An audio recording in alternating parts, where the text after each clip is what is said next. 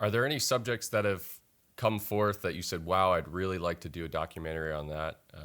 I know obviously the world is plagued by climate change right now, so I think there's plenty of subject matters on that.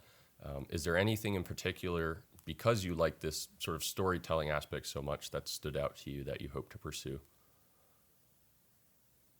Yeah, I mean, there's all the big subjects that I think are so fascinating. I do think that a lot of times the most uh, kind of touching documentaries, the ones that stick with you, are ones that focus on individual subjects or smaller subjects. I think there's a lot out there, and people's main conception of documentaries is the Ken Burns or the general PBS ones, that the little bigger scope. And I think it's interesting when you pull it down to a intimate level when you're talking about one person or a smaller subject that speaks to a bigger subject. I think that's what's really interesting about Anofo.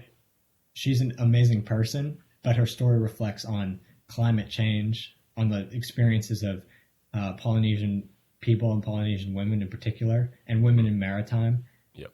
So, on that note of subjects in the future, there's things that I bounce around, but I just really try to look out and everywhere around me see, oh wow, that would make a really cool story, or that person deserves, the quote documentary treatment. Right.